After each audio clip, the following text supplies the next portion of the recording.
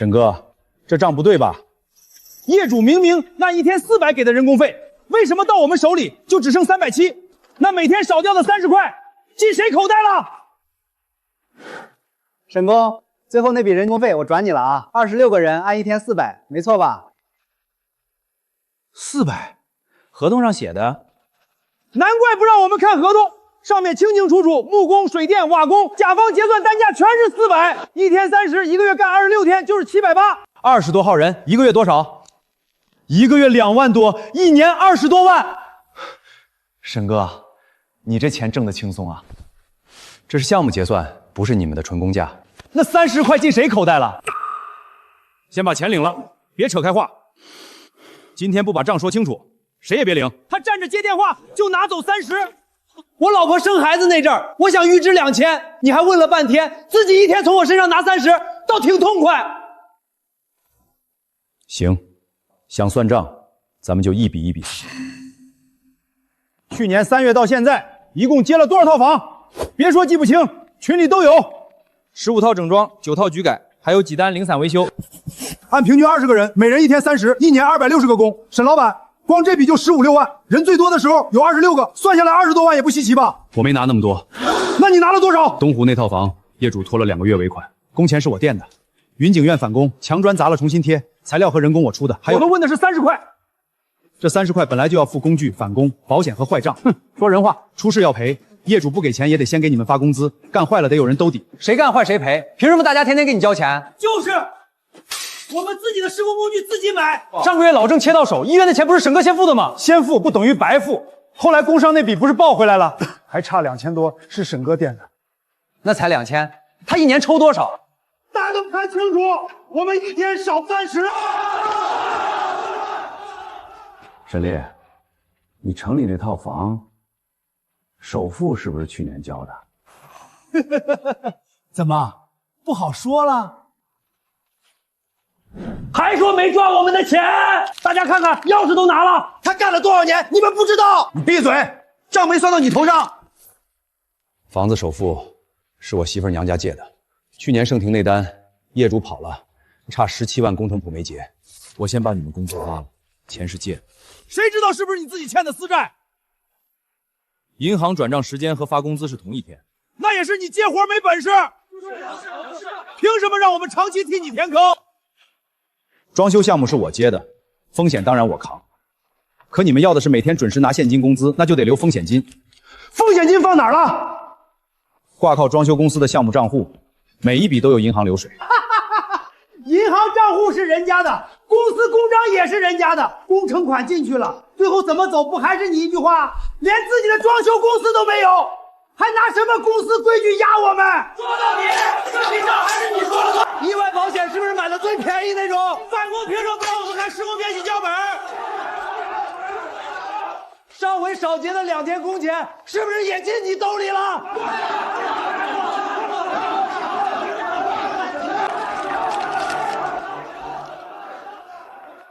他这些年确实没拖过现金工资。宝山叔，你别被这点小恩小惠糊住，谁让你这么跟叔说话？都别喊！明天上午，我把所有的流水账本拿来，你们一笔一笔查，不用等明天。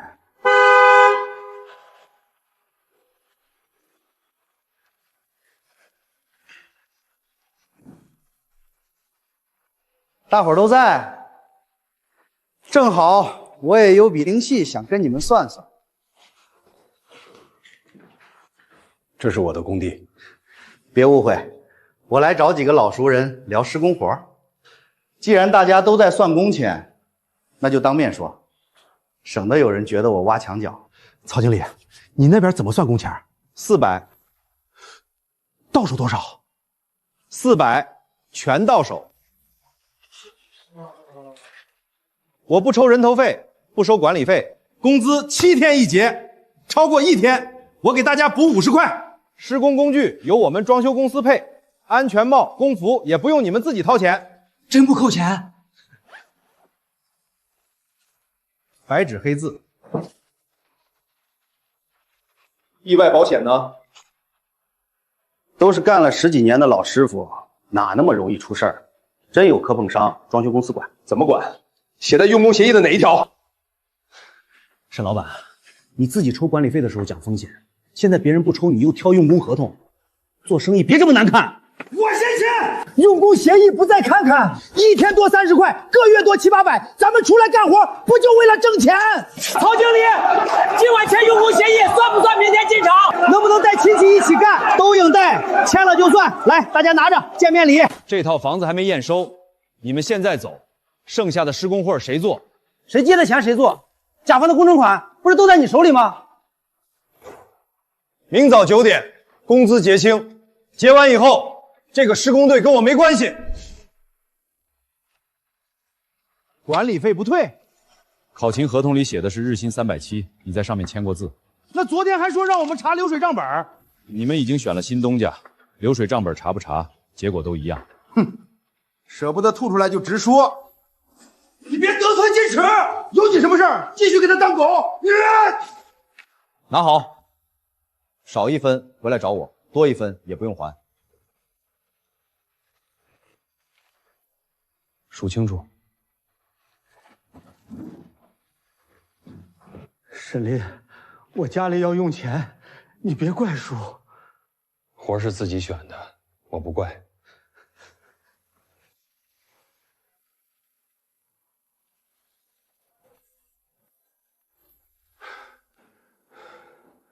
人全走了，我下周搬家怎么办？我把活做完。石膏板吊顶还差一半，实木柜子也没装，你拿什么做？我找人。送走业主后，他连打了7个电话找相熟的施工班子。第1个没档期，第2个听说队伍散了，沉默后开价翻倍，第3个借口最近忙，第4个更是直接问他是不是得罪曹斌了，不是没档期，就是趁火打劫。你没上曹斌的车？上了。那回来干什么？我又下来了。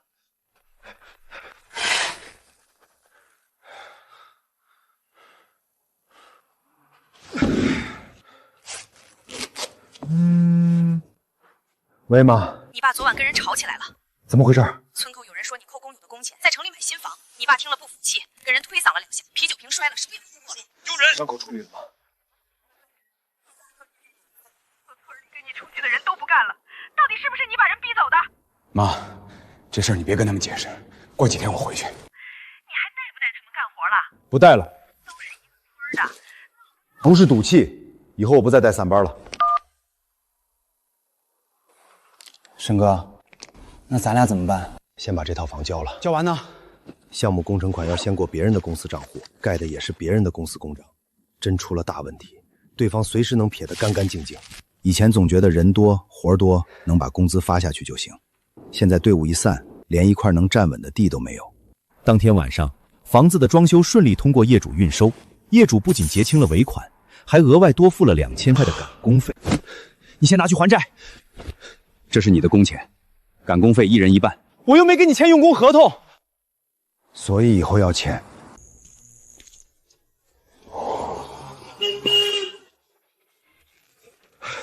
你真要学这个？以后不靠别人盖公章了。跟着曹经理，大家以后只管干活，谁手艺好谁就多挣钱，没有人躺在中间抽你的血。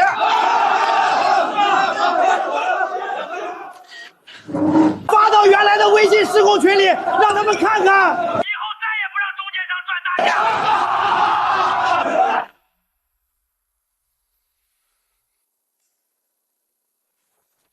看不下去就退群。凭什么退？微信施工群是你建的。那就别看。他们1周拿2800，还有奖金。咱们俩白天跑注册手续，这个月的房租金都快交不起了。真要办装修公司？挂靠在别人公司名下也能接活啊！公司公章不在自己手里，签订的合同就不是自己的。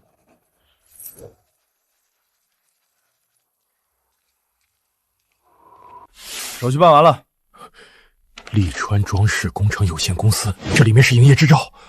利川，还有我的川，顺口而已。你就嘴硬吧。沈哥，今天营业执照办下来了，咱们找个馆子好好庆祝一下。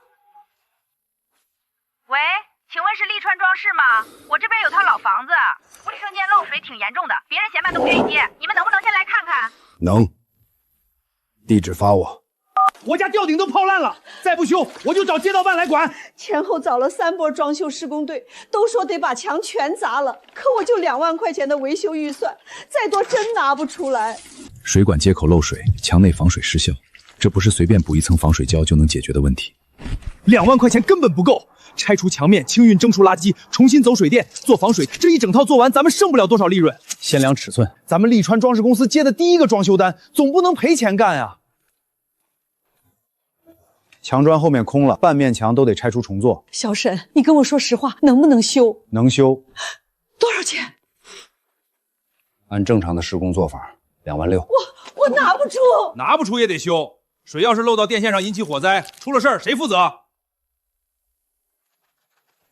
别再减费用了。2万，方月材料按行业标准买。老楼没电梯，建筑垃圾我们俩自己背下楼，不做新吊顶，没坏的卫浴器械也不换。那咱俩的施工工钱呢？先算进下一个装修带单里。谢谢，太谢谢你们了，小沈，我这就转定金。先说好，修完必须试水，要是再漏一次，我可不认什么新公司旧公司，直接找你们算账。做48小时的避水测试。沈哥，这订单干完，咱们可能连下个月装修公司的办公室租子都不够了。先把漏水堵住。小沈，你的下水管刚才又响了。这下水管接口早烂透了，上一家施工队居然直接拿绝缘胶布缠的。小沈，还能修吗？能，但得换掉这一整段下水管，墙内的防伪层也要彻底重做。老房子翻新用这个就够了，能省1半的材料钱。你预算不是卡得死吗？给我拿国标防水治疗。沈哥，咱们这笔维修之单本来就没利润，再买这么贵的国标防水治疗，真得白干。便宜的防水布厚度不够，孙姨又不懂这些材料的门道。楼下那家懂不懂不重要，水会不会再漏才重要。就咱俩干活，买什么意外险？爬6楼拆墙砖动电线，哪样不算施工风险？以前跟着挂靠装修公司干，也没见每笔工单都买保险。以前出事儿，烂账先压在别人公司名下，现在公司公章是咱们自己的，真出了事故也没人替咱们挡。小沈，是不是买贵了？我那2万块预算真的不能再加了。没加钱，购材发票都在这儿，您收好留底。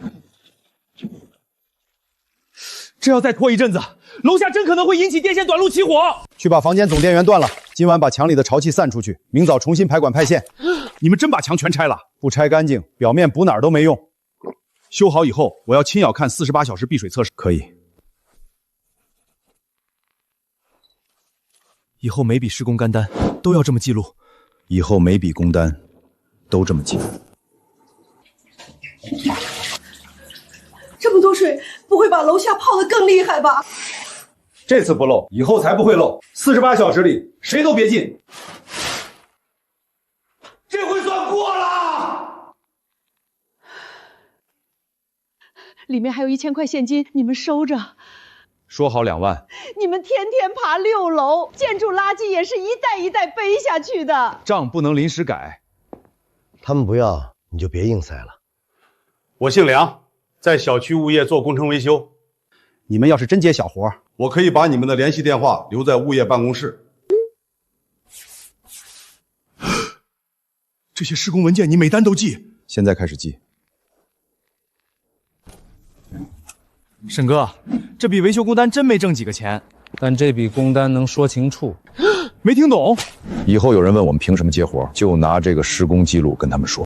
你们做一间卫生间留这么多施工记录照片，隐蔽的管道位置封上以后，口头就说不清了。留着施工照片，对业主和施工方都好。这都是些屋面渗水、卫生间反水、公共管道破裂的活儿，金额不高又麻烦。这些维修工单你接不接？800，嫌钱少可以不接。社区这些维修活麻烦，利润也不大，很多施工队伍来看一眼现场就走了。我们先看现场，能做的就接。等等，区里准备选一批专业的施工公司，做几个老旧楼栋的公共区域改造。活不算大，主要是管线更换、重新做防水和墙面修复。是公开招标吗？先遴选。遴选要看报名公司的情况、做过的历史项目，还要进行现场实操考核。你们利川装饰公司虽然新，但活做得细。我可以把淮安社区这几单维修写进物业的推荐意见里，但最后能不能进名单，还得看你们递交的申报材料。沈哥，这要是选上了，咱们就不用天天守着电话等漏水的小单子了。先别高兴得太早，报名后天结。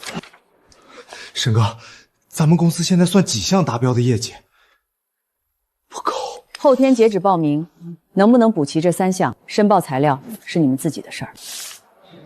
这3份不能算作完整的项目业绩，这些都是物业盖过公章的，怎么不算？遴选通知上明确要求3项同类改造项目，至少要有正式的合作合同、银行结算凭证和完整的验收资料。孙一家这一份有正式合同，2万块也低于遴选的最低要求。遴选通知上没写最低金额，附表第2页有明确规定，单项职工合同金额不得少于5万元。另外，申报材料初审通过后，要在现场实操考核前交10万元保证金，10万没按时到账，不能进场。公司账户上一共才3万多块钱，就算项目业绩能补齐，这10万块参算保证金从哪儿弄？报名截止时间确实是明天，但正式的材料审核却在20天后，业绩是按提交审核时计算的，并没有要求必须在报名之前全部完工。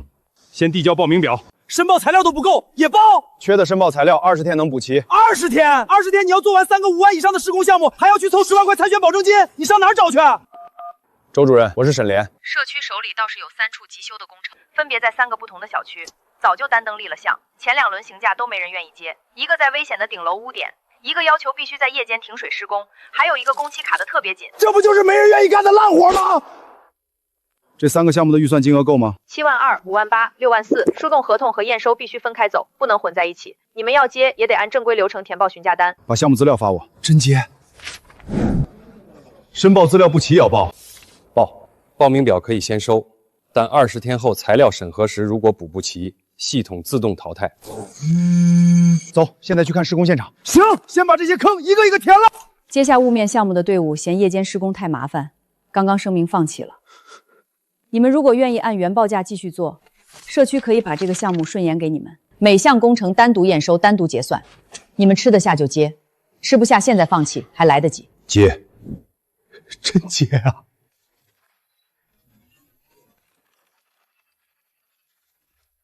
人工费已经超支了，照这样干完，这3单项目最多赚2万块利润，咱们的10万块参赛保证金还差整整7万。我问了银行客户经理，可以用房产做贷款。那是你刚买的新房，不是房产抵押，是先用资料申请信用额度。嫂子知道吗？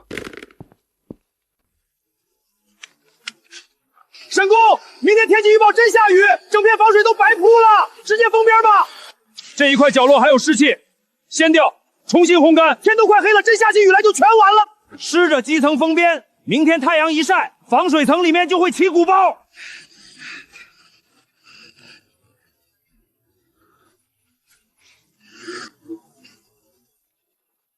排水口通了，屋顶没积水。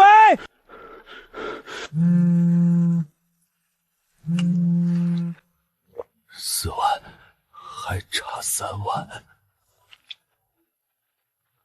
先把这3项工程干完。施工工具使用费120，工服80，安全码60，这都是什么扣款项目？公司统一派发的物资，按月降销扣费。曹经理招人的时候明明说免费，免费使用不是白送给你。不是说7天一结吗？怎么还扣这么多钱？话得说清楚。就这点事儿，说好1天400全到手，工资结算金额是不是400？施工工具费是工具费，这是2码事儿。以前跟着沈烈干活，工具坏了，他真能白给你们换新的？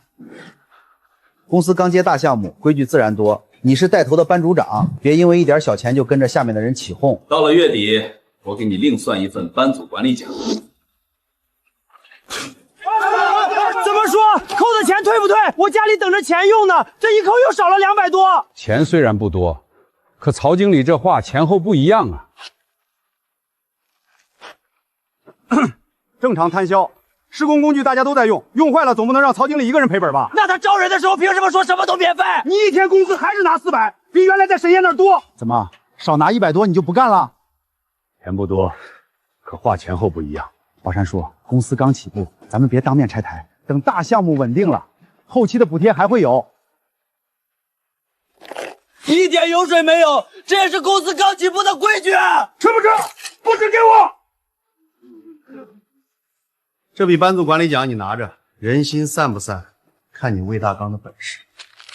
最近区里有个旧改工程的遴选，我准备带你们这支队伍去露露脸，别在节骨眼上闹出罢工的笑话。明白。18天工期结束，3处急修项目分别通过验收，屋面经历了2场大雨没有再渗漏，公共卫生间的排水坡度合格，夜间重排的管线也顺利通过了水压测试，业绩终于补齐。可10万元的参选保证金却还差3万。新注册的装修公司银行流水太短，无法再增加任何信用贷款额度。你们在淮安社区的几次材料采购都按时结账了，信誉很好。我们建材公司可以给利川装饰提供3万元的材料采购信用额度。那旧改遴选还差的3万元参税主征金怎么办？这不是现金担保，也不强制绑定独家采购。以后买不买我们品牌的建材，由你们自己决定。信用额度对应的建材货款，在60天内结清即可。原本要留给下一单购买施工材料的3万元现金备用金，现在可以暂时挪转过去，补齐10万元的参赛保证金。后续的施工材料可以先走这份信用合同的60天账期。我只是负责把人带来牵个线。这份采购合同是你们自己签的，后面的资金周转风险也是你们自己承担。明白。10万元参选保证金已到账，利川装饰申报材料全部通过。本周6按时参加废弃半干楼的现场实操考核。沈哥，真进初选名单了。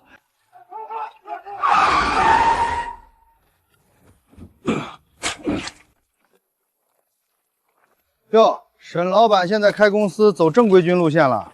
刚起步，旧城改造可不是去老小区修个漏水那么简单。考核的样板间要是做砸了，那10万元参赛保证金可就不一定能全退回来。这行水深得很，不是凭着一张营业执照就能玩的。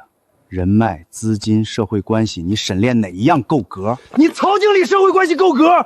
怎么发工资单的时候还偷偷扣工人们的工具使用费啊？孟川，管好你自己。7号房和8号房2间实操考核的考场，仅只隔着一堵单薄的砖墙。真是冤家路窄。进场以后只看手里的活。沈哥，小心点。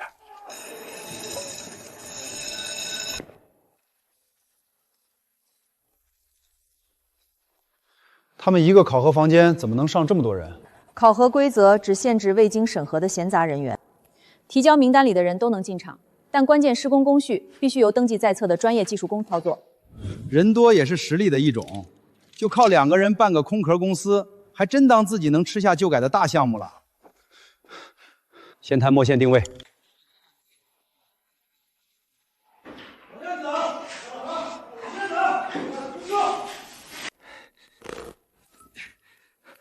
沈哥，换软一点的灌线吧，起码能快10分钟的进度。材料规格不对。他们8号房连线销都封完了。封得快不等于质量合格。哟，还在排管子呢？等你们做完，评审老师都该下班了。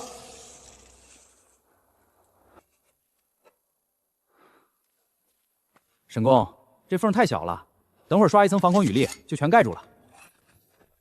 沈工，这么细微的缝，技术评审未必用肉眼看得出来。评审看不出来，但水能看得出来。考核临时增加一项故障排查任务，这间房的墙体内预埋了一处错误的电路，各施工队自行找出故障点并修正。考核总时间不延长。之前公告上根本没说有这项突击考核。所有参选队伍的标准一模一样。魏大刚为了抢时间，已经开始盲目砸墙寻找故障线路了。沈哥，他们都开始动手砸墙了。把王耀表和电路回路记录簿拿过来，先查配电图。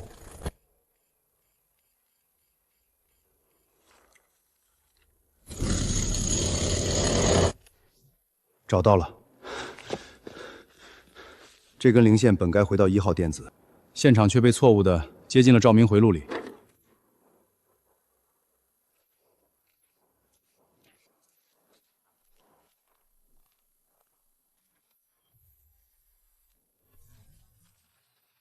魏大刚盲目砸墙，拆错了位置，电钻直接打穿了一根预麻的 PVC 空管。人家沈哥他们根本没砸墙。你哪边的？明天还要做墙砖铺贴和防水收口，材料全放在这儿，没事吧？仓库走廊有监控探头，夜里也有安保人员巡查。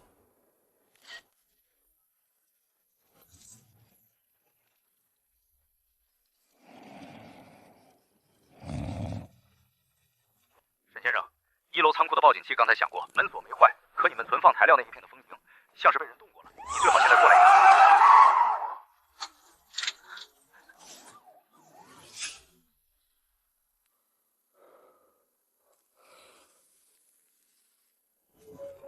封条的编号没换，但边缘起皱了，像是被人揭下来又重新贴上去的。沈哥，你看，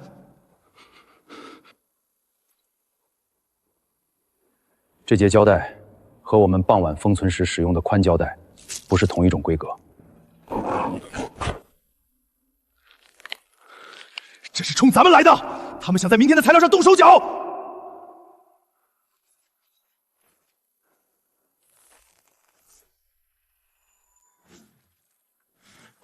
肯定是隔壁那帮人，魏大刚白天就一直盯着咱们，我现在就去找他算账。你拿什么去找他？就凭这里，这里只能证明施工材料坏了，不能证明具体是谁干的。仓库铁门的钥匙只有我和场地方各有一把，我刚才巡逻到后楼，报警器才响，等我赶回来，人已经不见了。先别动现场。对，施工材料被蓄意破坏，仓库封条有异常，案发现场保留完整，我们需要警方出具一个受理记录。好，明白，我们保护现场。绕开地上的脚印。仓库正门没撬，侧门虚掩，报警器响过。走廊的监控摄像头呢？拍到人没有？走廊的监控录像在0点47分的时候中断了10几分钟。这么巧？不是监控摄像头坏了，是电源插头被人故意拔松了。从后楼返回仓库至少需要6分钟。报警记录、侧门开启时间和监控录像中断的时段正好完美落在这段安保空档里。显然，作案者极其熟悉场地和巡查规律。明早实操继续，你们利川装饰可以申请延期考核，也可以使用备用材料参赛。延期考核会不会影响最终评分？不会，但警方调查需要多久，没人敢保证。沈哥，你真要继续考核？施工材料都被人动了手脚，所以更要继续。这个高位摄像头只能拍到侧门外的一小块区域，拍不到仓库内部。停！你们看这辆车。车牌不太清楚，但尾号像是73。顺泽装饰那辆工程车，车牌尾号就是73。先别急着下结论，明天我会要求所有参选单位提交车辆和人员的详细出入记录。先回办公室睡2个小时。出了这种事，你睡得着？睡不着也得闭眼。明天还要上场考核。遴选首批的6栋待改造老楼，分成了3个2栋楼的标段，各家公司可以对3个标段分别进行报价。昨夜考核现场封存材料出现异常，场地方已经调取了所有监控录像和人员出入记录。在警方调查期间，实操考核成绩暂时封存，各参选单位不得私下接触相关人员，也不得散布任何未经确认的指控。顺泽装饰3个销段合计总报价318万，3个销段的官方控制质保价合计是400万。顺泽装饰这一下就将价格压低了80多万。曹经理，3个销段的施工工期和质保承诺都不变吗？完全不变。我们顺泽有成熟的施工班组，人员极其稳定，中间没有层层分包的乱象，人工成本压得下来，报价自然有绝对的优势。有些新注册的空壳小公司，账上根本没钱，只能靠银行贷款和向建材商赊道度日。他们报价高，不代表施工质量就高，只能说明他们根本不懂企业管理。利川装饰3个销段合计报价392万，各销段的明细账目都在报价表后面。只差8万块就顶格报到了官方控制价上限。沈老板，你到底是来做旧改工程的，还是来拿满额国家预算的？沈先生，你们的合计总报价比顺泽的最低报价整整高出了74万，你必须向评审组详细说明这巨大的差额究竟出在哪里。我们的报价是严格按3个标段分别进行核算的，人工费合计106万，国标材料费154万，意外保险、建筑垃圾清运、专业检测和暂列不可预见项目共计62万，其余才是税费与极少的管理成本。谁不会做精美的 Excel 表？干同样的活，我们顺泽就是少花钱。下一轮方案陈述，请你把这74万的掐格讲清楚。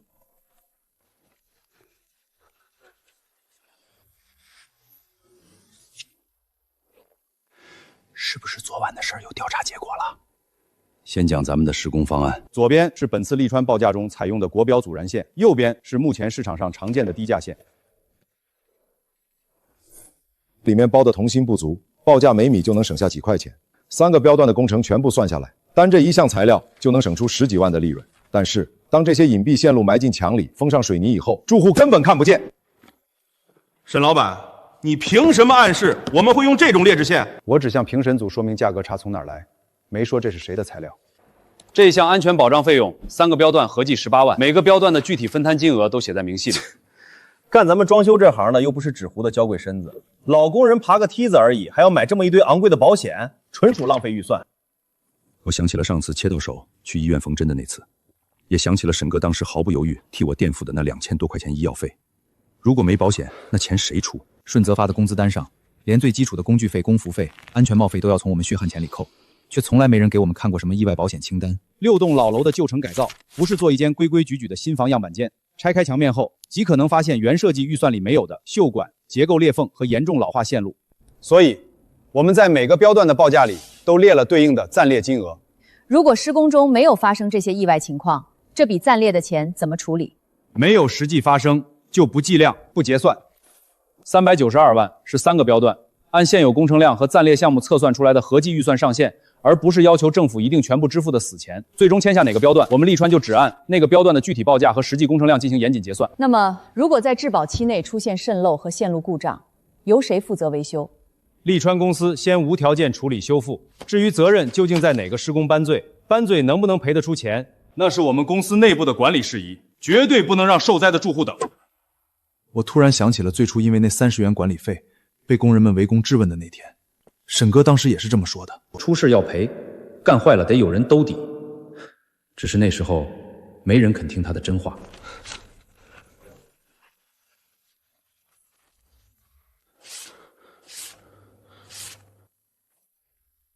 顺泽装饰，请在休会期间立刻补交你们公司昨晚全部车辆和人员的出入明细记录。领导，我们的人昨晚实操结束后就全都回宿舍休息了。既然都在宿舍，那就把宿舍的考勤记录和车辆停放记录交上来。郑叔，大刚哥今天到底去哪儿了？真是在宿舍生病了？昨晚隔壁仓库进贼的事儿早就传开了，大刚偏偏今天病得不见人影。我忽然觉得昨晚那笔破坏别人材料的烂账，曹经理和魏大刚恐怕没那么容易翻得过去了。魏大刚的电话始终无人接通，项目主管坚称他肚子不舒服，在宿舍休息。可工作人员查过考勤系统，昨晚实操封场后，魏大刚并没有随大巴车离开。经场地方初步查熟，今日凌晨有人从侧门违规进入了封闭考核区，停车区的监控拍到了一辆顺泽装饰登记的工程车，同时门岗的返场记录上也写着顺泽项目部取文件。领导，公司的工程车不止我一个人在用，昨晚到底是谁开进去的？查清楚了再说。会查的。在场地违规情况彻底核实清楚之前，顺泽装饰暂停后续所有的实操考核项目。沈哥，是不是魏大刚干的？没确凿证据前，别乱说。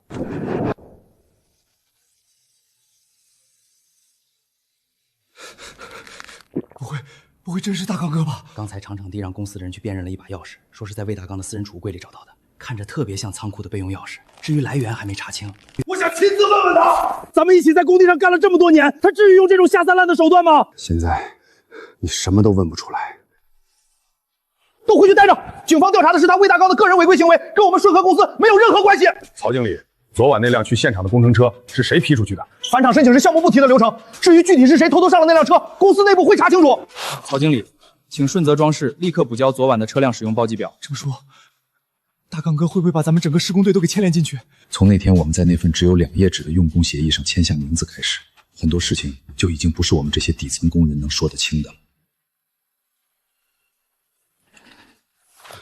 领导，这完全是魏大刚的个人违规行为，他只是我们顺泽临时外聘的班督长，昨晚是他擅自返回考核现场，我们公司事先毫不知情。魏大刚的临时工牌在案发时段的侧门刷卡记录中出现过。我当时只同意项目主管开车回去拿遗漏的文件，绝对没让任何人进过仓库。车后来停在哪儿了？备用钥匙是怎么转交到魏大刚手里的？公司内部也正在严查。顺泽的车辆和人员在夜间违规返场，证据确凿，已经确认。而1楼仓库的比赛材料也正是在同一时段遭到巨力破坏。至于是否有人在背后指使魏大刚，由警方的后续调查来认定。我们遴选委员会只判断一点：你们是否违反了封场纪律，是否已经损害了公平竞争的原则。我们顺泽3个标段的报价全场最低，实操进度也是最快的，就因为下面一个临时工班帮长违规，你们就要把整家公司直接踢出去，这公平吗？你们的人员管理、车辆管理和钥匙管理全面失控。别说你们的员工涉嫌破坏他人材料，即使暂不谈材料损坏这笔账，你们顺泽的管理水平也根本不符合本次旧改遴选的基本要求。顺泽装饰参选资格正式取消，10万元参赛保证金暂缓退还，等待警方的后续责任认定结果。沈耀，你别高兴得太早，就改这块肥肉，少了我曹斌，还有别的大公司盯着。就凭你手下那3瓜俩枣，就算真让你撞大运拿到了项目，你也绝对吃不下。先管好你自己的工地吧。下午，实操考核成绩正式公布。利川装饰的故障排查、材料管理和施工记录3项得分位列全场最高，但3个标段的最终中选结果仍要分别结合各家的报价和人员综合能力来评定。沈哥，不管怎么说，至少咱们没被人当众从大门口赶出去。先回办公室等通知。是，我是利川装饰的孟川。好的，好的，我们一定准时到，谢谢领导。沈哥，区里通知我们，明天去参加1标段的项目谈判。回去准备进场人员名单。首批6栋老楼的旧改项目，从公告时便分成了3个独立的焦段，每个焦段包含2栋楼，工程范围和控制价各自独立列明。利川装饰在1焦段的综合评分排名第1，拟确定为中选单位，包括2栋楼的改造，工期45天。签约合同价按你们1标段的最终报价确定。那2标段和3标段呢？按各自综合得分决定其他中选单位。遴选公告里有明确规定，新入库的施工公司首轮最多只能中选1个标段。拿下1个标段也足够了。合同里的工程款按节点支付要求极其严格，实名考勤、材料抽检、居民投诉处理机制，每一项都写得细致入微。此前缴纳的10万元参选保证金将在合同生效后自动转为履额保证金，直到完工验收并完成结算后才按约退还。施工人员名单什么时候交？3天内。关键岗位必须全员持证上岗，普通工人也必须完成安全培训和保险登记。按规定要求来。沈哥，100多万的合同，咱们真签下来了。那不是利润，是100多万的责任。你就不能让我踏踏实实高兴半分钟？不行，必须先实名登记，参加完安全培训后才能进场。不就干个楼道贴砖的粗活吗？还要拍照、签字、按手印，整得跟大工厂上班一样繁琐。没实名登记绝对不能上工，嫌慢，你现在就可以走人。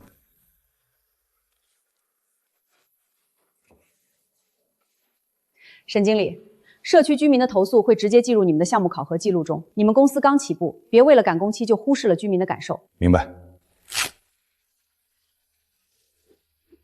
就在几个月前，还是我和沈哥2个人，满身是灰的一袋袋背着建筑垃圾下6楼。那时候连个愿意跟我们干的工人都没有。这是利川的名字，第一次堂堂正正的印在正式的公共工程施工牌上。利川装饰工程有限公司。别看了，去查一下2楼的临时变铃项。来了，沈老板。顺泽装饰被旧改遴选取消资格后，10万元参税保证金被暂缓退还，考核样板的材料费、人工费和前期的报价成本全部打了水漂。曹斌原本指望拿下旧改项目回炉资金的算盘彻底落空，为了维持运转，他硬着头皮同时接下了3个批量整装的廉价项目，涉及20多户。然而，业主只支付了极少的首期款，材料商却因为听到了风声，天天堵门催着结账，公司的现金流瞬间绷紧到了极限。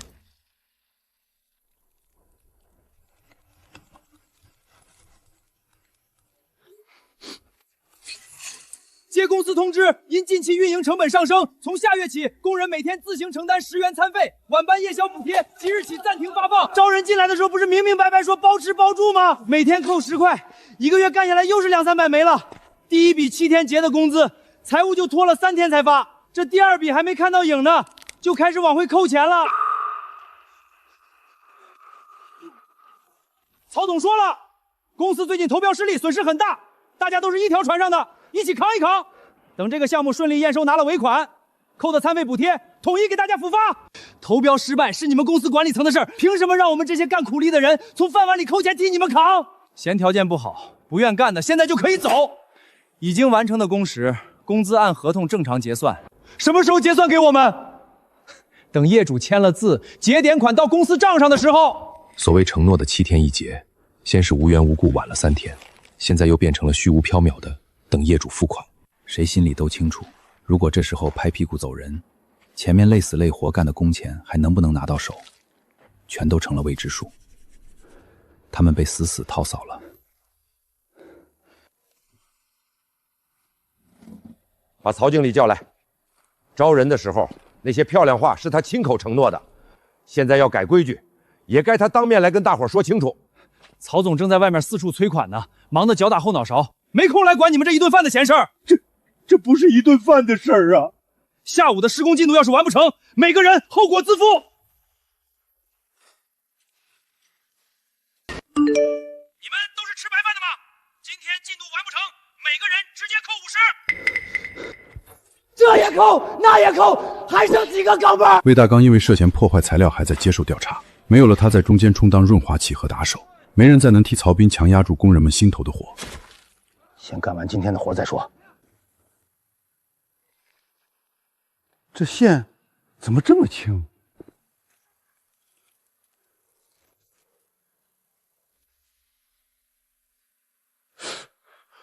上面印的执行标准和咱们平时正规工地上用的国标线也不一样啊。这玩意儿能用，接了电器不得起火呀？先别往楼上搬，把这批电线的出厂检测单拿来。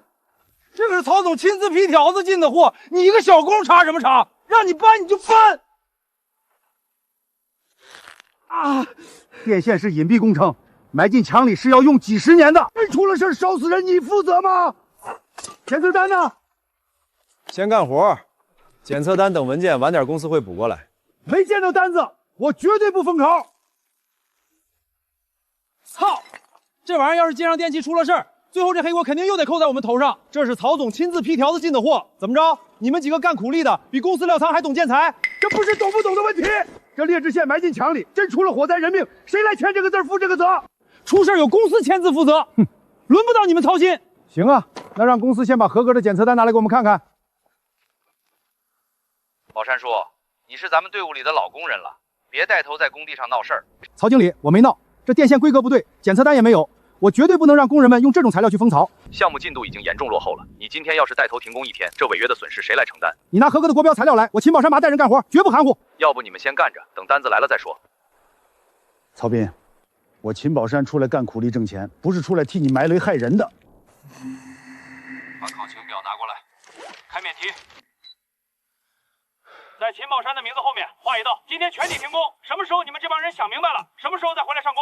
停工期间，所有人没工资，因为你们拖慢了项目进度，整个班队一起扣钱。曹经理，这跟大家有什么关系？他秦宝山是你们推出来说话的代表，既然他要成英雄，这代价当然是你们全组人一起承担。凭什么？我们这半个月的工资本来就被你扣的不剩多少了。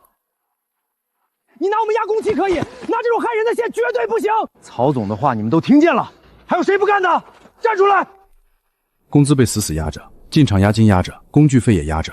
如果现在翻脸走人，前面累死累活挣的血汗钱全都不一定能拿得回来。可如果继续干下去，又不知道自己手里一寸寸埋进墙里的到底是材料还是炸弹。老板，香草在哪儿？宝山叔，像他们这么个蛋法，迟早要出大事的。以前跟着沈哥干活，我总觉得他规矩太多，签字麻烦，买保险麻烦，核对材料单更麻烦。可直到今天，我才终于明白，没有了沈哥那繁琐的麻烦，真正要命的麻烦正被一卷一卷的永远埋进了别人家的墙里。我儿子昨晚在卫生间洗澡，你们做的什么狗屁防水？我家卫生间墙角天天往外吸水，我家卧室新装的木门底下门套全被水泡发了，现在连门都关不上，退钱！距离电线停工风波过去仅仅3天，顺泽另一个已经交付半个月的整装项目抢先一步爆出了大雷。出问题的正是前几周为了赶工期而草草完工，已经陆续交付的旧单。这面墙是谁贴的？是我和宝山叔那一组贴的，2个星期前就已经交工了。秦宝是人呢，把这个老东西给我叫过来。他因为电线的事被您停工了。他带的班组活做成这副烂摊子，现在居然还有脸带头停工，跟我谈什么材料合不合格？秦宝山此刻还在停工状态，根本没有进入施工现场。这几天他一直憋屈地待在工人宿舍里等公司的说法，拖欠的工资没拿到，合格的材料检测单也没见着，却等来了这个要命的消息。水泥基层根本没干，你们就逼着往上贴砖。为了省材料，斩阶计也被你们坠水队的吸汤寡水。那几天到底是哪个王八蛋天天在屁股后面催着我们封墙的？合同工期死死卡在那儿，我不催，难道让业主睡在满地哪水的工地里吗？我当时明明提醒过你，墙面没赶好不能贴。你说过就算数，口说无凭。你有书面记录吗？你有我的签字确认单吗？没人按规矩拍照留案，没人签任何一份验收确认书。当时所有人都被那句7天1结的承诺冲昏了头脑。只想着赶紧封墙、赶紧交房、赶紧拿钱。可现在枪砖掉下来，没有留存任何施工证据的秦宝山百口莫辩，所有的责任和黑锅结结实实全部落回了施工班子。我管你们是谁存的工期，今天必须马上给我家办公重做。漏水泡坏的家具和地板必须按原价赔偿。下午全面排查下来的结果触目惊心：枪砖大面积敲鼓，管线渗水，墙面起皮发霉，一共涉及整整11户，基层全泡烂了。这不是表面敲掉补几块墙砖就能解决的问题，必须全部砸掉，重新做防水。哪有那个美国时间全部砸掉重做？先把表面那一层糊弄好，别耽误了公司收尾款交房。里面都已经烂透了，你表面就算贴出花来，能撑几天？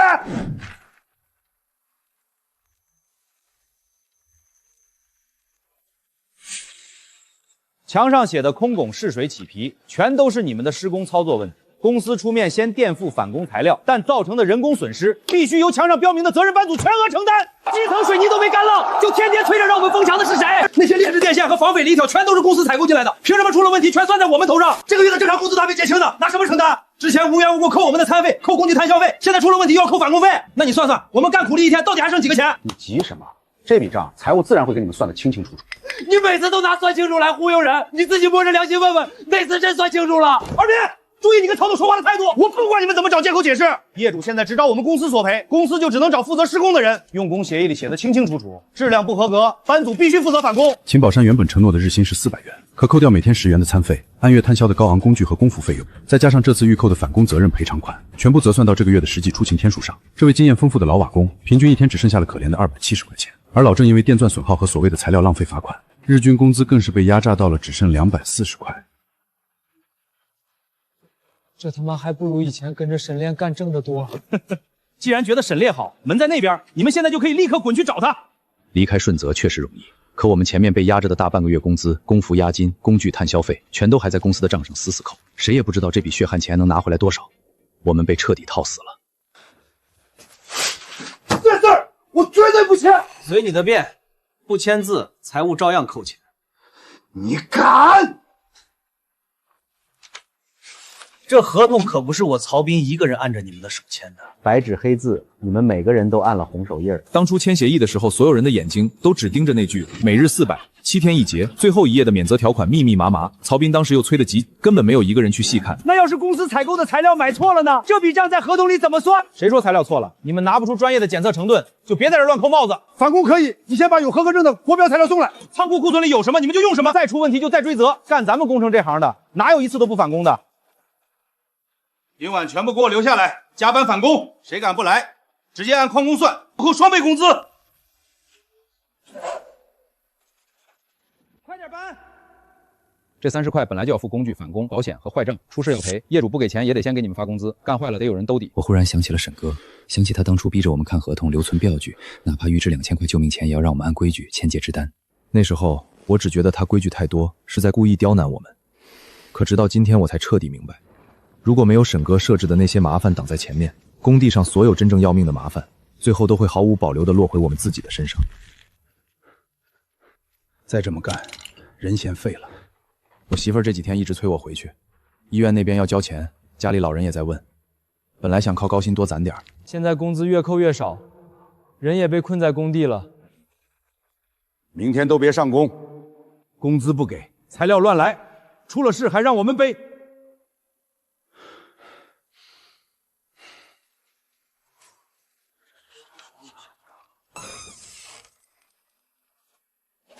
大刚，你还回来干什么？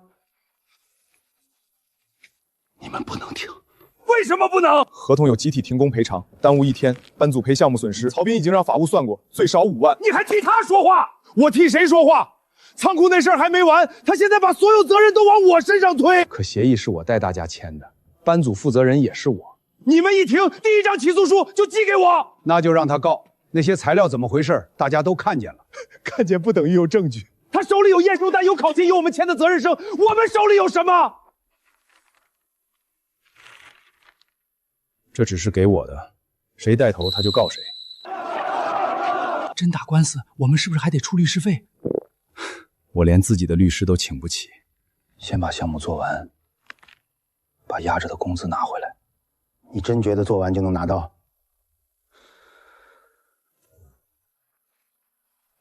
曹总说了，今晚不加班的人，明天不用来了。我们这些人就像被一根看不见的绳子套住了。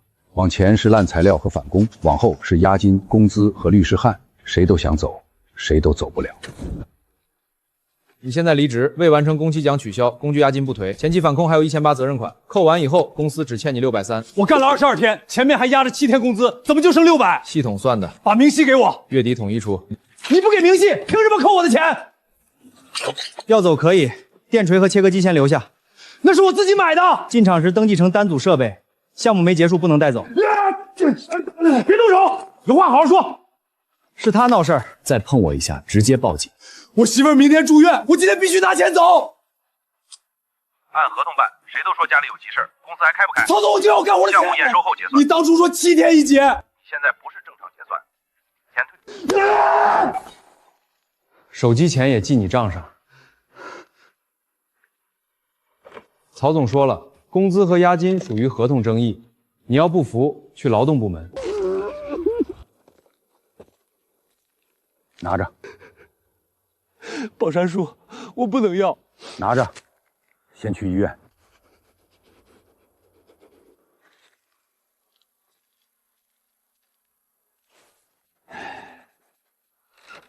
这不能伤人，就打几个膨胀螺丝，10分钟的事儿。今天不封，业主不签验收，执法弄个安全绳，库房没了，那就等1天，返工损失又算谁的？我明天要搬进来，你们今天必须弄完，钱我早就全交了，听见没有？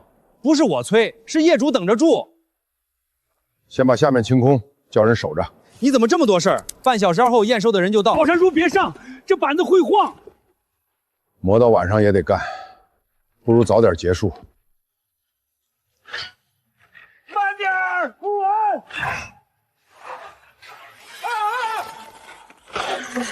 别动！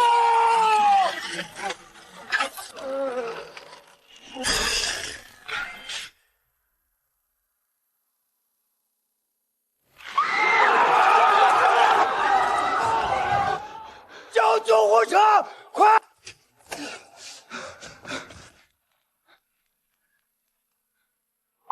不能动！听见有人说千万不能动他。宝山叔，宝山叔。曹总，出事了。人死了没有？你说什么？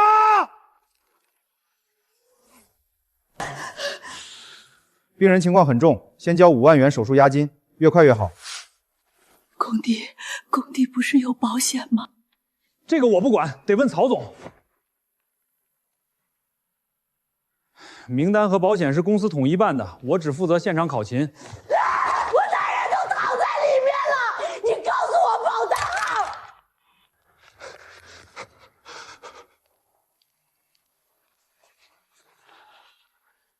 还差多少？花2万。入场名单交给哪家保险公司了？我真不知道。投保回针呢？保单号和生效号码有没有？曹总说统一办。人员台标里有投保记录吗？我只见过申请表，没见过回针。人都进场1个多月了，你们连保单在哪儿都不知道？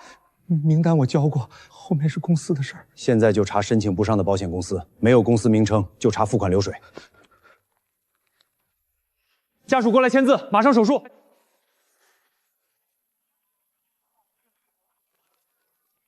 回公司申请表、付款账和工资，总得找到一样。我也去。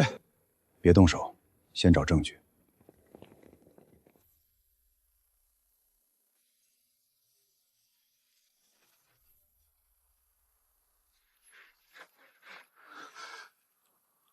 昨天还不是这样，他跑了。工资呢？秦百山的手术费谁出？你昨天还说曹总在外面存款，我也是打工的，公司账户不归我管。那你天天替他扣我们的钱？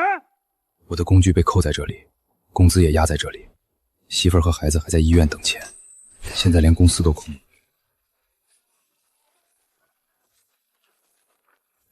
这算什么？申请表、保单呢？查一下顺泽装饰的公司信息，还有秦宝山的身份证号。先生您好，系统里没有这名人员的承保记录，也没有找到贵公司对应的已生效统计名单。稿费交过没有？我们这里确认生效保单。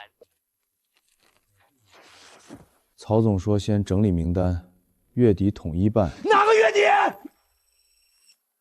打来的，宝山暂时抢救回来了，但后续治疗还得继续交钱。钱是我们交给公司的，活是你们干的。老板跑了，你们必须给个说法。大哥，我老婆孩子还在医院等我，我家80万也压在里面，谁也别想走。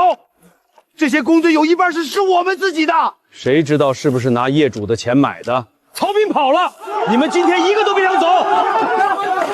就是他带的班组，仓库也是他进去的。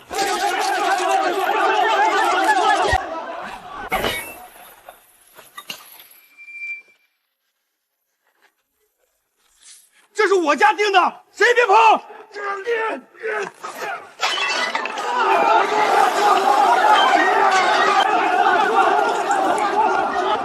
先把配电箱和材料库贴封条，任何人不准动。调出全部在建房屋名单，让每户先登记已付款项和当前进度。你们就改服务中心管不管？顺泽是你们安全区里的项目公司吗？服务中心可以协助安全排查，但无权替业主指定新公司，更不能替任何一户承诺退款或复工日期。再赌下去，现场只会坏得更快。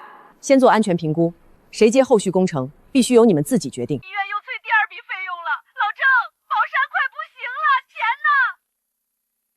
沈炼，只请你来评估，接不接，等业主看完结果再谈。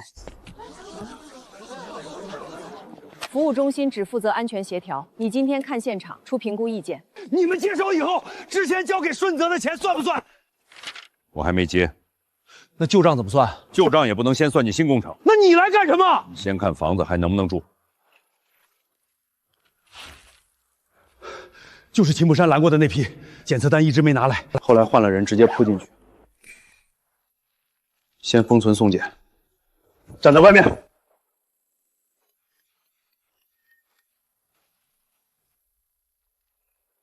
到底能不能住？今天不能。什么时候能？查完墙里的东西再说。你们是不是想趁机全砸了，多收一遍钱？该不该砸，让检测结果说。评估费按街道协调方案，先由业主委员会垫，不进利川工程款。宝山树就是从这儿掉下去的。拍照编号。现在知道怕了。我没想到会这样。今晚先断2户总电，其余等抽检。报告出来后，你们再决定找谁修。先把结果摊开，谁也别再拿口头话糊弄人。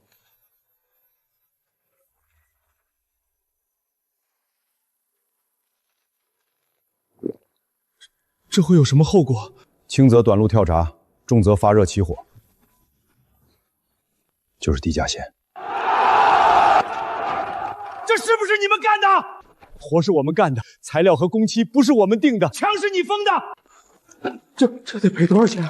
各户先向顺泽发出解约通知，再根据检测工程量选择新的施工方，谁也不能替全体业主直接做主。那我们现在找谁修？总不能一直停着。你们愿不愿意报价？沈哥，这不是小户，28户，顺泽留下的是烂摊子，墙里的东西一旦拆开，谁都不知道后面还藏着多少坑。可以报价，那是不是你们接？签不签由你们比较后决定。服务中心只见证流程，不替任何公司背书，报价、工量、付款方式都要摊开。经表决，24户同意终止与顺泽的剩余施工关系，并与利川进入修复合同谈判。另外4户选择自行找公司，不参加统一施工。服务中心只见证流程和安全措施，不是合同甲方。款项进入第三方监管账户，按节点播放。宝山叔还在医院，我们工资也没拿到。沈烈，你要是接这24户，能不能先把大家留下？是啊，我们都会干，不用重新招人。之前不是嫌我们规矩多？这些人没进仓库。沈烈，你以前带过他们，知道他们手艺不差。手艺要重新测，今天只登记，不代表录用。都是老熟人，还考什么？我们连住的地方都快没了，新合同还没签，谁都不能先进场。那旧工资能不能从后面的工钱里先垫？我们的修复款不能填顺泽的欠薪。旧工资、押金和工伤赔偿走仲裁和追财，新工程只付新施工。谁把2笔账混在一起，监管账户就不会放款。一点都不能帮。秦宝山的治疗，我个人已经垫了钱，那不是工程款。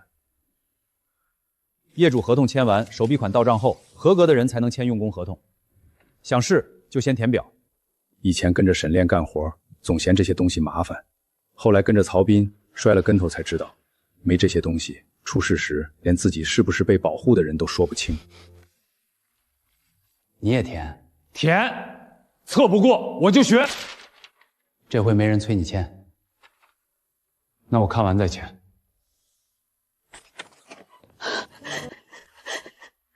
医生说，后面还要做一次手术。我没脸受。先治病。以前他们骂你，我没拦住，后来又跟着走，我还以为一天多30，家里能轻松点。别说这些。律师说工资和赔偿要慢慢追。老板，你接那些房子，能不能把老秦他们的旧账一起算进去？不能。业主的新修付款有监管用途，拿去填顺泽的欠款，合同过不了，他们也不会同意。我垫的是治疗费，不是替曹斌认账。后面的工伤赔偿，我让律师帮你准备材料，该找公司、股东还是保险责任人，按证据追。可曹斌人都没了，账户和设备正在查，能追回多少算多少，查不到的也不能硬塞进新工程。这些钱我们以后一点点还。以前干活靠经验，很多题不会。第1轮测试没过，不会就学。那培训期间有钱吗？有基本补贴，正式合同得等业主修复协议生效，首笔监管款到线。我家现在就缺钱，我可以借你一笔应急钱，写借条，不走公司项目账。沈哥，先去整理你媳妇住院票据，工资那边把考勤转账记录都留好，顺泽欠你的，按顺泽的账追。你从我这儿借的，按你个人的借条还。借钱不抵旧账，干活也不抵旧账，想回来就按新规矩来。哎，你还肯管我们？我管能管的，不能管的也不乱答应。沈哥，有消息了，曹斌的车在临市找到了，不过人还没露面。曹斌在临市的一家快捷酒店里被抓获，抓到了。消息传到小区时，24户业主已经分别签完修复协议，各户尚未支付的尾款加上追回的项目资金，全部进入第三方监管账户。监管账户首笔施工款到账后，利川才通知通过测试的工人签新用工合同。资产怎么分等通报。高处作业题还没讲完，看黑板。后续通报显示，曹斌名下账户已被冻结，部分设备被追回。业主群里有人叫好，也有人追问退款时间，吵成一片。而魏大刚因需配合仓库案调查，未能进入录用名单。他原先负责的班组被全部打散。以前跟着沈炼时也没考这些。以前他天天盯着，现在公司不能让一个人替所有人盯。我闭着眼都能装柜子。那你睁着眼把题做完。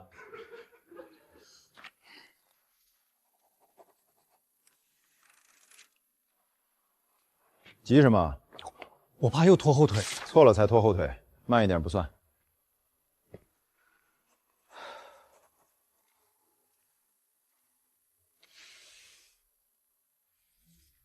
没过的补训。补训后还能进？能。以前要是这样，我们早嫌你事儿多了。现在嫌也来得及。日操、保险、加班、工具损耗和质量责任都在条款里写清了，任何扣款都必须有明细和本人确认。把合同翻到最后2页，这2页必须看完。这部分钱从哪儿出？公司报价成本，到手还是合同上的数？写多少按多少发，个人借款另写借条，不走项目账。工具损耗只按确认单扣，不会口头扣。盖章前，所有人把最后2页再看一遍。这一次，没有人催我们快点签，也没有人只盯着日筹那一栏，因为大家终于明白，白纸黑字写清楚的，才是真正能拿到手的。复工之日，24户的修复合同、工程量确认单和首笔监管款已全部生效。旧改服务中心见证安全流程，业主委员会聘请的第三方监理负责过程签认。利川按住户选择分批进场，未参加统一修复的4户仍处于封闭状态。怕我们坑你？怕我自己又记不清。这回记清楚。今天拆卫生间和配电线路，柜体可能保不住，确认后再动。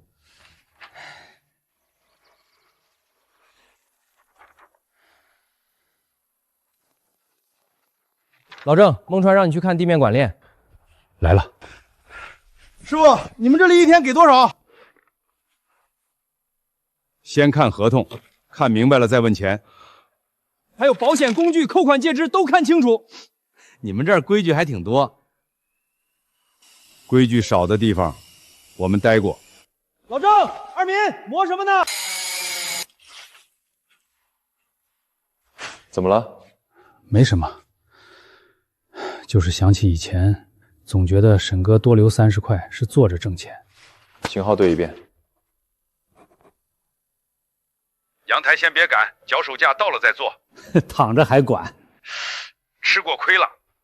宝山叔，这户木座我先不装，等墙面焊实度出来。对，别赶。以前一个个嫌慢，现在全成老师傅了。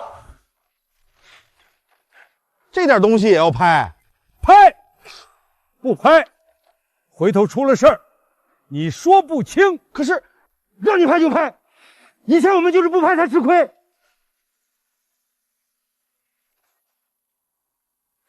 收工吧。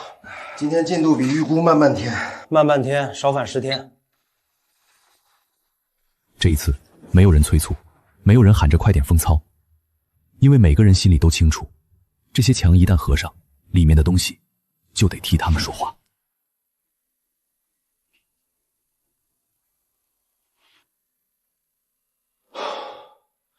这回真不漏了。48小时，1毫米都没掉。沈老板，以前交给顺泽的钱还能回来多少？追讨结果由安建那边通知，坚股账户只付这次修复，账不能混。以前要是早点把账摊开，也不至于这样。沈哥，第1户过了，后面还有23户。知道，慢慢干。